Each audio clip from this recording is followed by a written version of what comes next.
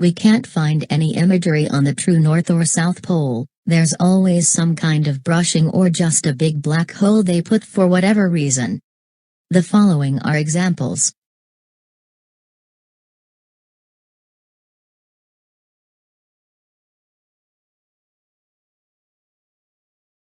Here is one rare photo I've come across. I think Alex Collier mentioned it. Violent Universe by the BBC's Nigel Calderon. When I saw a first edition from 1969 on sale, I snagged it. Here are the scans.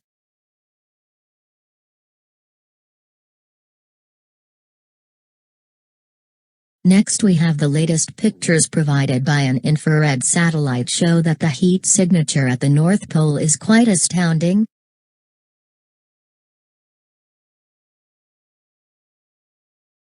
The following 3D radar pictures of Antarctica South Pole were provided by the European ESR satellite in 1992.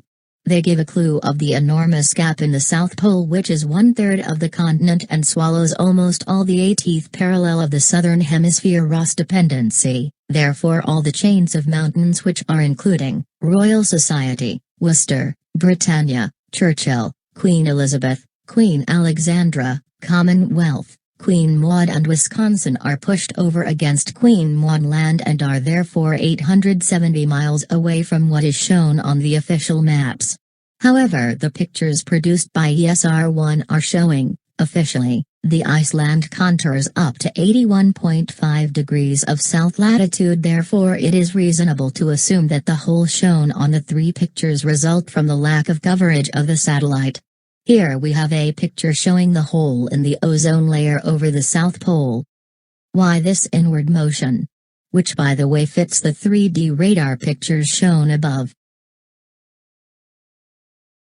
In March 1960, the very much in-depth and popular French science magazine Science et Vie published a very interesting article of the South Pole area nearby the Ross Sea.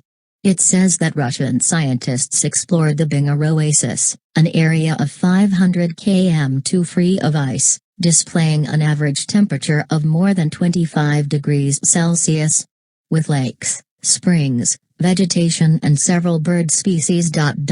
For such an incredible phenomenon, the magazine says that the scientists found out the reason of that sudden rise of temperature, which is due to the fact that in the south, mountains are breaking down the wind and holding a huge amount of ice and snow, and in the north the ocean has a softening effect.